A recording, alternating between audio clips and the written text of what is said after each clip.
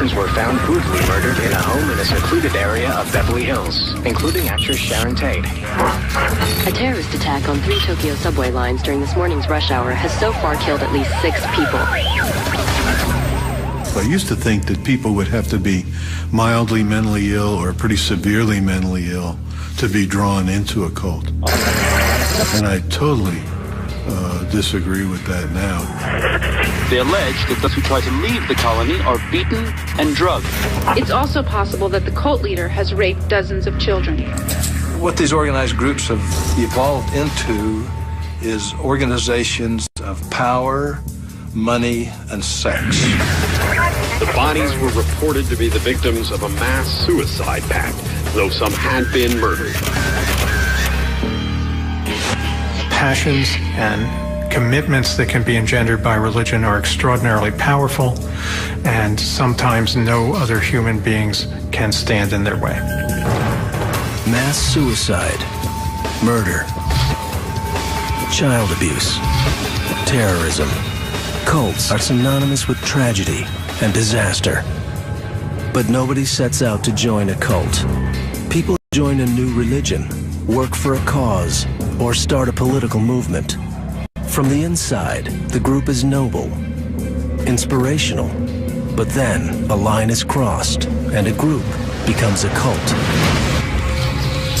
It needs to have 3 characteristics to call it a cult. One is that the guru becomes worship rather than the broader religious principles. Case file, Om Shinrikyo. Japanese cult leader Shoko Asahara convinced disciples that he was Christ reincarnated, and that they must surrender their will to his for ultimate salvation. Another characteristic is that it has thought reform-like characteristics, that is, systematic indoctrination with a great focus on confession, criticism, self-criticism in a systematic way. Case file, Jonestown. Jim Jones held all-night preaching sessions where cultists would be forced to confess their sins in public, so that Jones could issue brutal public beatings. A third characteristic has to do with heavy exploitation from above, usually the guru himself or herself and other higher-ranking people, and that exploitation tends to be economic and sexual. Case file, FLDS. May 2006. Cult leader Warren Jeffs is named one of America's 10 most wanted. His crime, as leader of the Fundamentalist Latter-day Saints, a polygamous cult, Warren Jeffs stands accused of the rape and imprisonment of children. But even with their leader on the run from the law, the members of Jeff's cult see themselves as faithful followers of God, not a band of criminals. One man's cult is another man's religion. It has been that way since ancient times. 2,000 years ago, a carpenter, a prostitute, and 12 other outcasts started a cult that challenged all social values of the time. They believed their leader was God himself, that he had the power to walk on water and even rise from the dead. They believed he would form a new kingdom, and their obsession with revolution worried local authorities. For decades, followers of the Nazarene, called Christians, were viewed as a cult by the Roman authorities. Christianity starts as a dissident movement within Judaism. So already there's tension between Judaism and the Jesus movement as it takes place. Certainly also, preaching about a kingdom is going to make the Romans nervous. They have a kingdom that they're happy with. So we have a charismatic leader with a message that challenges both religious and secular authorities. It would take hundreds of years for Christianity to become a mainstream religion. In fact, many of the world's major religions, Buddhism, Islam, Mormonism, have come from similar roots. They have all endured the suspicion and persecution that comes with the label of cult. I think people fear the cult because they fear difference in a lot of ways, and this is a manifestation of religious difference. Most cults are nonviolent, and some have lost the label and become mainstream. Religion itself is not the problem, but cult leaders use religion to commit heinous and terrifying crimes. The kind of crimes that have led the FBI to hunt down Warren Jeffs, leader of the polygamous cult, FLDS. John Llewellyn, a former sex crime investigator with the Utah Sheriff's Office, has investigated several polygamous cults in Utah. While I was a deputy sheriff, I was in charge of all the sex crimes. And the captain started giving me these complaints about polygamy. And I knew very little about polygamy, and so being a good detective, I started to read up on it so I'd know better how to handle these. Several polygamous cults have spread throughout the western U.S., reaching a population of over 30,000. Though they split off from the mainstream Mormon church a century ago, they are erroneously referred to as Mormon fundamentalists. Both groups take their theology from the Book of Mormon and trace their faith back to the prophet Joseph Smith. But only the polygamous cults, as opposed to the Mormons, cut themselves off from society to hide their secret lifestyle. A lifestyle they practice because, according to their theology, it's the only path that leads to heaven. And they believe that for every wife, they will have a world. They will be the god of every world, one for each wife, and that wife will be the Eve of that world. And it will only be the Mormons who will have sex in heaven. As an undercover agent, Llewellyn expected to research polygamy as an outsider. But as he learned more, he and his wife soon found themselves in an unexpected position. This lady with 3 little girls, a single mom, asked if we wouldn't adopt her children if something happened to her. So I told my wife, I said, let's tell her we're studying Mormon fundamentalism, polygamy, and that might discourage her. To my surprise, 2 weeks later, she came to my wife and asked if she couldn't be part of our family. Llewellyn joined a polygamous cult, bringing a second wife into his home. Devotion to the cult had made him discard his lifelong Christian values. In Llewellyn's case, all 3 adults consented to the polygamous arrangement, but in many households of the FLDS, polygamy takes an even darker form. Not all women are child brides in these polygamous households of the FLDS, but many are. Children as young as 12 or 14 are marriageable. In the FLDS, Warren Jeffs routinely forces girls into marriages with men old enough to be their fathers. And in this cult of thousands, it's impossible to say how many girls have been forced to have sex against their will. Up until the relatively recent present, there had been a period of turning a blind eye to what was going on. But now there have been a number of indictments made against Warren Jeffs, and there has finally been the elevation of Jeffs to one of the 10 most wanted men by the FBI. In May 2006, Warren Jeffs became one of the FBI's 10 most wanted. But apprehending Jeffs wouldn't be easy. Upon taking over leadership of the FLDS, Warren Jeffs directed the construction of a 1,700-acre compound outside El Dorado, Texas. The centerpiece is a fortress-like temple, a huge white beacon amid the dusty Texas plains that cultists believe to be the most holy place on earth. Here, at the Yearning for Zion Ranch, the cult has been able to carry out its abuse of children away from the eyes of the law. Warren Jeffs is the latest example of a cult leader. A man driven by power, paranoia, and greed. But as the manhunt for Jeffs continued, unknown numbers of girls became unwilling brides. Each day Jeffs remained free, a girl paid a horrifying price.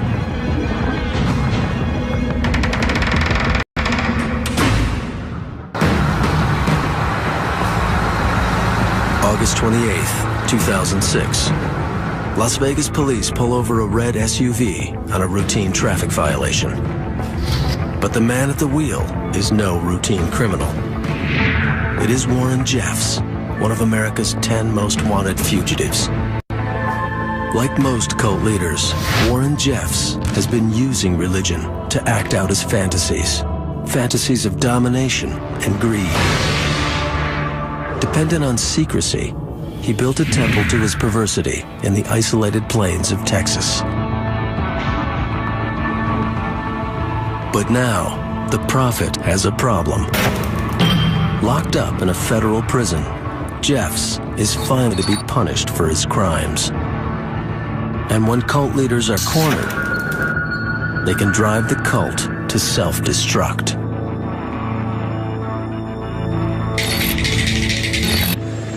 Guyana, 1977. 30 years before Warren Jeffs' capture, another cult leader found himself the object of investigation.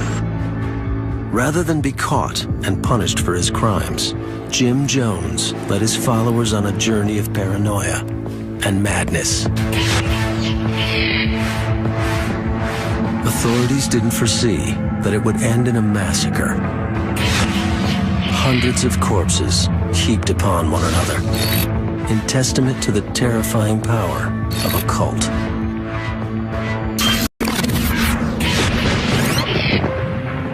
Lynn, Indiana, 1941. 10-year-old pastor Jim Jones is preparing for one of his first church services. Neglected by his parents and often alone, Jim seeks comfort in the stories of the Bible.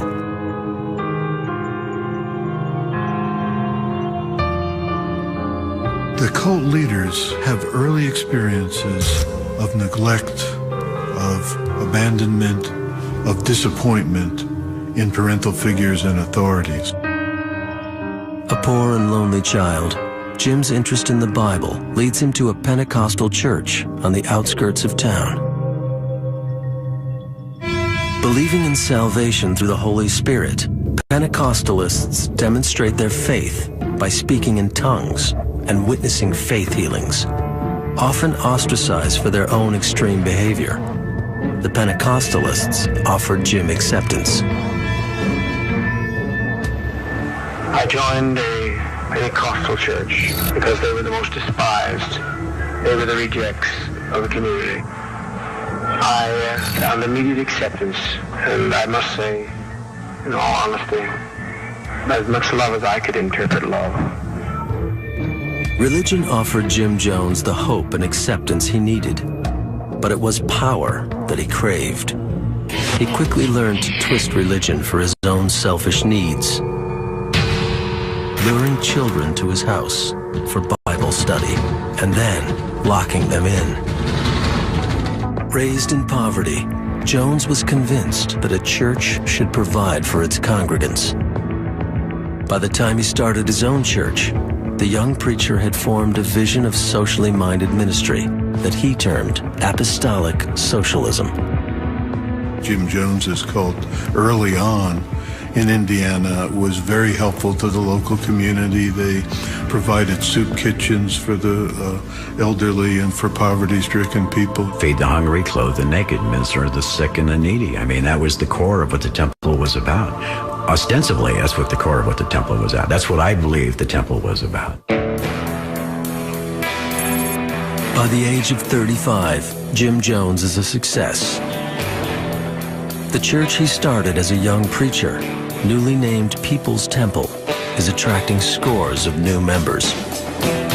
He's found a wife who shares his commitment to racial equality, and together they have adopted a veritable rainbow family. But Jim's radical politics and liberal attitude are too much for conservative Indiana. Early on, he was a guy with some very strong ideals in an unaccepting culture. He had the notion of racial immigration in a tough town like Indianapolis that didn't support that idea. Despite the growth of his congregation, Jones feels persecuted and misunderstood. His childish need for attention has matured into a full-blown hunger for power. And he must move his church to a place where it can mature. A place that welcomes progressive ideas, social activism, and radical politics. He moves the People's Temple to Northern California. The Bay Area would provide the perfect social climate for the People's Temple. From progressive communities in and around San Francisco, Jim Jones would recruit a small army of hard-working people devoted to social action. The progressive community in San Francisco and the liberal community loved us because we were clean-cut and responsible, and we had money, and we helped people. Rest homes for the elderly, tutoring classes for students, free legal advice. People's Temple provided a variety of social services. But for Jim, the social programs served a more selfish need. Most of these destructive cult leaders fit at least 8 of the 9 criteria for a narcissistic personality disorder. Jim Jones, in all of his social programs and his congregation's involvement in the community, increasingly built his own sense of power and significance and glory in these projects.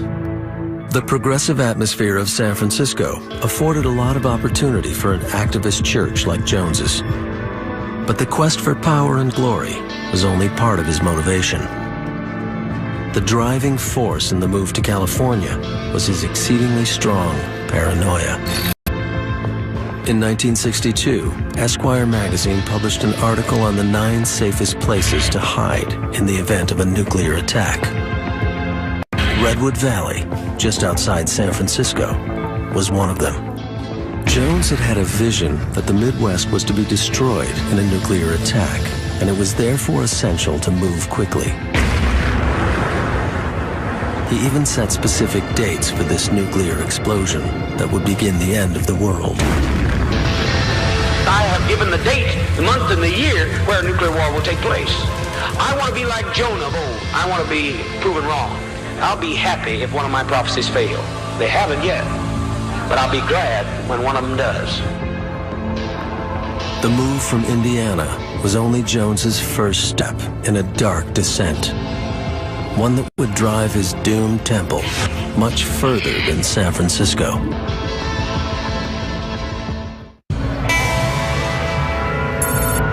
San Francisco, 1969. The good deeds of the People's Temple masked the narcissism and paranoia of its leader, Jim Jones. But as the temple continues to build its reputation in San Francisco, cracks are starting to appear in Jones's smooth facade. He wore country western outfits, bright suits, that sort of thing. Didn't fit into San Francisco. Always dark glasses, inside, outside, any time of day. Always surrounded by this coterie of protectors and kind of interpreters. Every big shot's got sidekicks, aides, that kind of thing. But Jones was by no means in the major leagues. But despite these early warning signs, the temple was still attracting new members, especially young men and women looking to become politically active. In 1968, 20-year-old Tim Carter, a native of the Bay Area, was just returning from combat in Vietnam. By the time that I got out of the bush, my politics had been rearranged completely, 180 degrees. I was very political. I was part of the counterculture. It was a movement. It's hard to describe it. It was either you were part of it or you weren't. And I was a part of it. And the Bay Area was probably the focal point for the counterculture.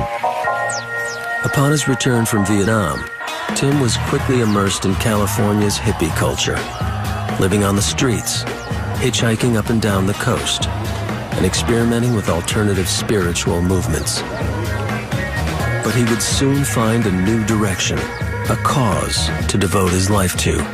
So we were doing a meditation, myself and 5 other friends, and all of a sudden I felt this explosion of energy go up my spine from behind. It was just like, bang. And I turned around and I saw this picture.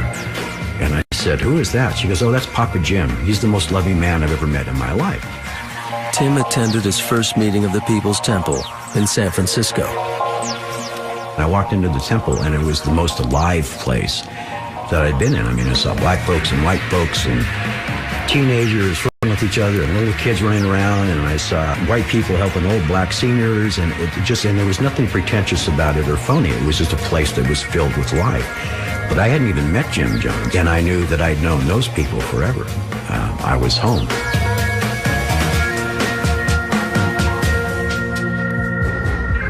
As a member of the counterculture, Carter was already attracted to social activism. Like other cults, the temple used good intentions to draw people in. At their sort of full crest, the temple was probably 2,000 or 3,000 people. It definitely grew in size when it was located in San Francisco, and they were very active in recruiting. To a potential recruit, People's Temple was a model organization, and Jim Jones, its loving and spiritual father. I think Jones, by and large, had a benign and positive image. I don't think most people knew him real well, but publicly, if you asked any political leader or social leader, they said, yeah, he's a good guy.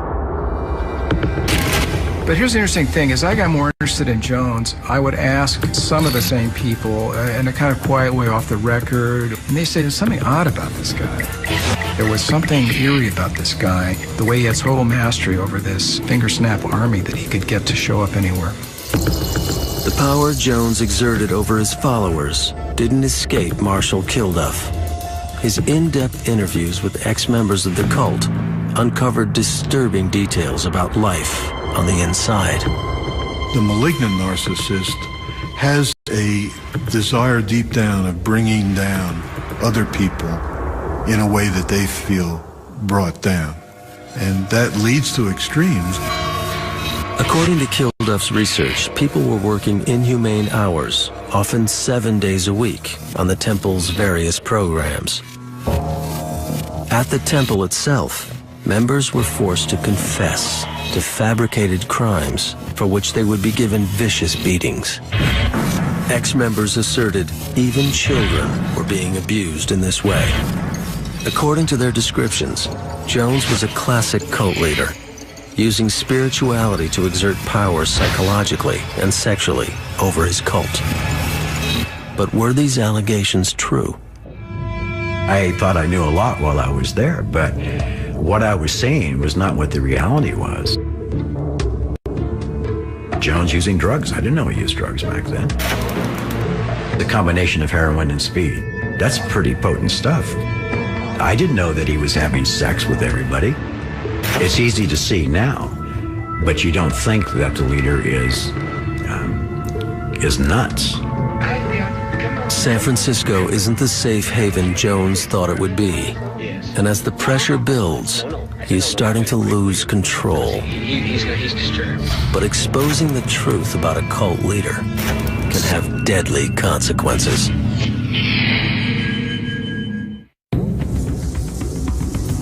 By the end of 1977, Jim Jones is feeling heat from the press. Rumors of sexual and physical abuse run rampant, while reporters continue to seize upon the story. I mean, we have conspiracies to deal with. I could name you 15 different conspiracies. Those who want to break progressive, nonviolent forces working for change within society, they've got a great willingness to be cynical and believe the worst about people. You don't hear much promotion of good things about people, but you sure hear a hell of a lot bad. Again, feeling persecuted, Jim Jones loads up the buses one last time. The temple members that I sort of heard from later did get the sense that the temple was kind of on the run, was in a sort of dire situation that needed some sort of correcting. They had to get out of San Francisco. In 1977, Marshall Kilduff's article appeared in New West magazine, exposing the abuse within People's Temple. But by the time the article is published, the temple was already in the midst of a mass exodus. In a matter of months, almost 1,000 people are relocated to Guyana, South America. After a long flight to the capital of Georgetown, temple members endure a grueling 36-hour trek by boat and jeep. Finally, they arrive at the humble cabins of the People's Temple Agricultural Project, aka Jonestown. Here, in the isolation of deep jungle, Jones believes he can finally have complete control. Well, for a guy who loved the public limelight and liked to attract new followers, he couldn't square that with Jonestown. But he clearly wanted more total control, a place he could really be all by himself. Maybe that's what he always wanted, create his own world. Jonestown, 1977. With a young wife and new baby, Tim Carter still hung on to that initial faith he had in the People's Temple. Like some other cult members, he had begun to distrust Jones, but still, he chose to stay. Some members explained this to Marshall Kilduff. They said we all had joined the temple for a lot of reasons. We wanted a better society, an integrated world, a meaningful life, and it was hard to turn back from that idea to sort of say, well, I was wrong, I'm a fool, and now I want to leave. The cultists' commitment was tested again and again. Residents would be subjected to more public beatings and humiliations. Disobedience was punished with solitary confinement, and some were even put down with sedatives, leaving them in a permanent semi-conscious state. The extreme tactics were justified by Jones's paranoia. He believed they were under siege. Well, this whole siege mentality was developed by Jones as a way to draw people closer to the temple as it became more cut off, more estranged from the real world. The members were made to feel kind of on edge. The senses were just overloaded. You worked hard, you were given lousy food, you were told your life was endangered. So they were really driven to distraction by a series of these kinds of treatments. Like all cults, the People's Temple had gone through a metamorphosis. What was supposed to be an oasis of communal living, a socialist paradise of brotherly spirit, had quickly changed into a police state. The hippie commune had become a prison camp. But the transformation of Jonestown was merely a reflection of the change in Jones. The lonely little boy who had become a warm, generous preacher had morphed into a desperate, paranoid dictator. At the very end, this guy was a drug addict, delusional, crazy. There was worry that the temple was really getting to an unhinged point. Back in the U.S., someone decided to step in. San Francisco Congressman Leo J. Ryan is enlisted by a group of relatives of temple members who are unable to make contact with their family in Jonestown. Concerned relatives are beating their heads against the wall here. You're a congressman, maybe you can get something more done that we haven't been able to do on our own. And he made plans to go to Guyana, and after a lot of fencing around with the temple, finally succeeded in convincing them to let him in. Jim Jones is in a tight spot. He's been chased from Indiana to California, all the way to Guyana. And now, a congressman is showing up at his front door. The pressure is pushing Jones to the edge, and there's nowhere left to run. On November 17th, the congressman arrives in Jonestown with his aides, a few journalists, and members of concerned relatives. At first, Ryan is genuinely impressed. The few conversations I've had with some of the folks here already this evening, that whatever the comments are, there are some people here who believe that this is the best thing that ever happened to them their whole life. But at some point during the show, a note is passed to one of the guests. A temple member wants to leave Jonestown. The news starts a domino effect, and others begin approaching Ryan and saying that they too are being held prisoner. Soon, a group of 9 are ready to leave with the congressman. Jones is disappointed. Leave us. I just beg you, please leave us. Bill, we will bother nobody. Anybody wants to get out of here can get out of here. These people get ready to go. It's these 9 people are leaving with the congressman. It's about 1:30, 2 o'clock in the afternoon when just out of nowhere, the sky turned, I'm not talking metaphorically, the sky turned almost black. was a freak storm. It was like evil itself blew into Jonestown. Everything changed. Everything changed on that wind and on that storm. Ryan and his entourage are forced to wait out the storm. But Jim Jones knows that he cannot allow anyone to leave Jonestown. You could see on his face his mood change. He just got darker. I'm talking about his energy got darker, uglier. In an act of desperation, Jim Jones orders an aide named Don Sly to do the unthinkable. And he walked up behind Ryan, and all of a sudden he pulls out a knife and he says, "All right, motherfucker, you're gonna die." Tim Carter and others wrestle the assailant to the ground. The congressman is unhurt, though shaken, and quickly leaves Jonestown. It's hard to even describe the horror that I felt, or the shock. I have been playing peace and love for all these years, you know, and I woke up with a murderous monster, you know, as a leader.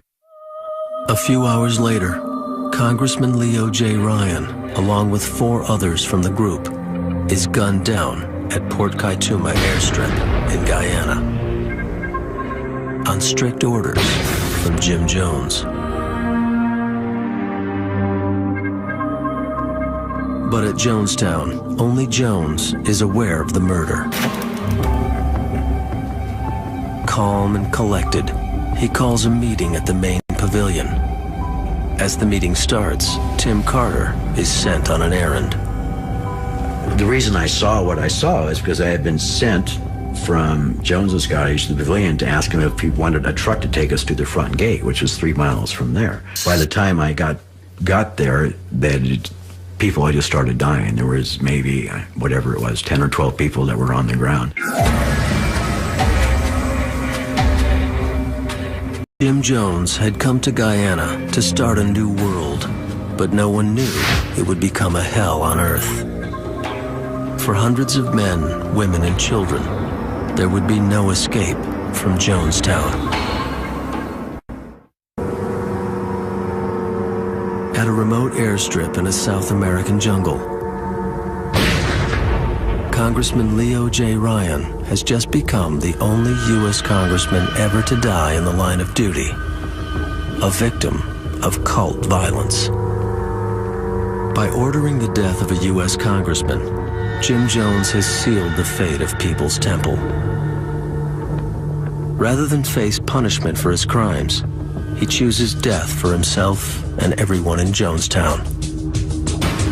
My opinion is that we be kind to children and be kind to seniors and take the portion like they used to take in ancient Greece and step over quietly, because we are not committing suicide. It's a revolutionary act. We can't go back. They won't leave us alone. They're now going back to tell more lies, which means more congressmen, and there's no way we can survive. While hundreds were listening to Jones's speech at the main pavilion, a few high-level members had been preparing the deadly potion, a lethal dose of cyanide, dissolved in grape-flavored punch. There are people who are screaming, "Let's not do this," and "What about this option?" and isn't there anything else we can do, Father Jim? And he would talk them down, berate them, and many of them led to this vat of poison. And then suddenly around the edges appeared guys with guns, shepherding, pushing people towards taking the drink. Temple member Tim Carter, confused and stunned, witnessed the beginning of the deaths. I was absolutely conflicted. There was a part of me that said, everybody's going to die. Another part of me that said, no, this doesn't make any sense. This is not going to happen. In shock and disbelief, Tim Carter fled to the relative safety of the Guyanese jungle. But at the main pavilion, Jim Jones was turning Jonestown into a mass grave. Over 900 men, women, and children were poisoned at Jonestown, including Tim Carter's wife and 1-year-old son.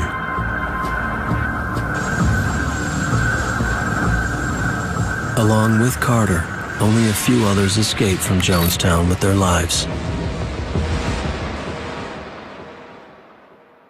Jones himself was found with a fatal gunshot wound to the head.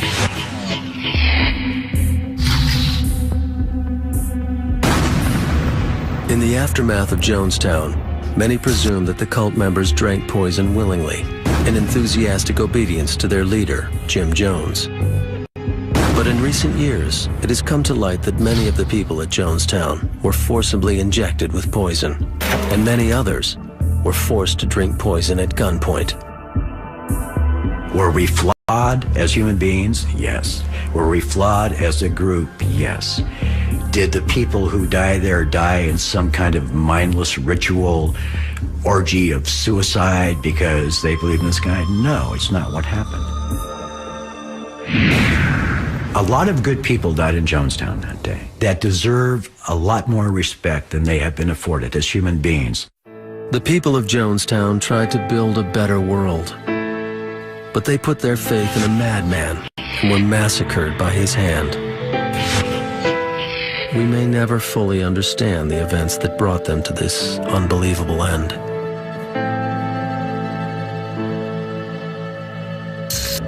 For almost 30 years, Jonestown has remained the icon of cult tragedy. Still, new cults continue to rise, some in even more bizarre and terrifying forms. As the new millennium approached, cults all over the world became obsessed with the idea that the year 2000 would bring apocalypse. An epidemic of apocalypticism gripped the world in the late 1990s. Most cults simply watched and waited for the final days. But in Japan, one cult decided they can actively bring the apocalypse into being through terrorism. In 1995, Aum Shinrikyo was a wildly successful new religion based in Tokyo. Led by a mysterious, partially blind guru named Shoko Asahara, Aum synthesized various Hindu and Buddhist teachings in a quest for spiritual purity. But like so many cult leaders, Asahara's quest for purity led to apocalyptic fascination. In Aum Shinrikyo, one does not simply passively await for the end of the world to take place. One joins in that process to help it along. Asahara's apocalyptic obsession was a full-time project for the cult. In blind obedience to their leader, the cult members poured their resources into a deadly scheme. They would release poison gas all over Tokyo. The Japanese would think the Americans had done it. The Americans would think the Japanese had done it. Other major powers would be drawn in. World War III would begin. And through World War III would come the biblical Armageddon.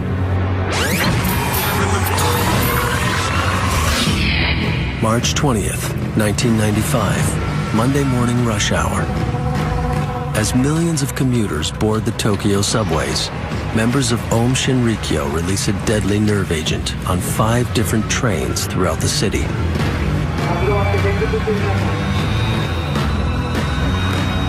The chemical weapon is known to cause suffocation, convulsions, and death. Nearly 5,000 people were injured in the Tokyo subway attack, and 1,000 required hospitalization. 11 were killed. In the months that followed, governments began to realize the horrible implications. As powerful weapons land in the hands of fanatic cults obsessed with apocalypse, disaster will strike. Around the world, police prepared to do battle with the terrorist cult. It wasn't the kind of terrorist group that wanted to hijack planes or do simple acts of what we think of as terrorism. What Aum kind of suggested was a wider goal, a more ambitious goal of changing the world, remaking the world. With the significance of the year 2000 in many religious traditions, including the stories of the Book of Revelation, the FBI began an ambitious project to identify which cults, out of the thousands in existence, had the potential to become dangerous. In 1999, they released the Project Megiddo report. One of the fears behind the Project Megiddo report is that any millennialist group that imagines a catastrophic end of the world might itself turn to violence. But again, the report fails to distinguish between rhetorical violence, descriptions that happen in texts, and actual violence perpetrated in the world by people who take those descriptions seriously. In trying to prevent cultic violence, law enforcement authorities must walk a fine line. The line between a religion and a cult. In a society where religious faith is praised, but religious violence is condemned, there will always be opportunities for cultic tragedy. As long as there is a call in a religious community to live a life that is different from the life everybody else lives, to obey laws or practices that might be different from everybody else, there is the possibility of tension. Wherever there's the possibility of tension, there's the possibility of conflict. Wherever there's the possibility of conflict, there's the possibility of violence. Cults share certain defining characteristics. In a cult, leaders recruit members through deceptive techniques that rob them of their identity and individuality. Experts have termed these techniques thought reform. Thought reform is a systematic effort which has two stages. One is the breakdown stage with heavy confession and a breakdown of one's own psychic integrity. And then there's the second stage, which is re-education, trying to remake a person into a new person. Case file: The Family. Cult leader Charles Manson used a systematic program of drug use and sexual violation to break down his young recruits' resistance, rendering them vulnerable to Manson's bizarre re-education. The cult tends to focus on the leader and his needs, as opposed to most religions, the focus would be on the community or upon worship. Case file: Branch Davidians. As leader of the Branch Davidians in Waco, Texas, David Koresh wasn't satisfied being followed as a preacher. He needed to be worshipped as a god. With Koresh demanding that the group members call him Dad or Father, and then that gradually moves to God the Father and actually God. Finally, cult leaders exploit members to fulfill their own needs for power and control. In many cases, the exploitation is financial or sexual, but at times has taken an even darker form. The California Institution for Women is the largest penitentiary for women in the state of California. A model inmate for almost 4 decades, Leslie Van Houten is attending her 16th parole hearing. In ordinary circumstances, she would have a good chance of receiving parole. But Van Houten is no ordinary criminal. 37 years ago, before her life as an inmate, Leslie devoted her life to a cult led by Charles Manson.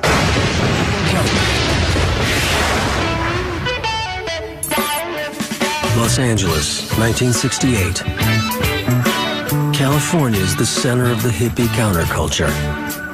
Scores of suntan dropouts ready to bask in an endless summer of peace, love, and easy living.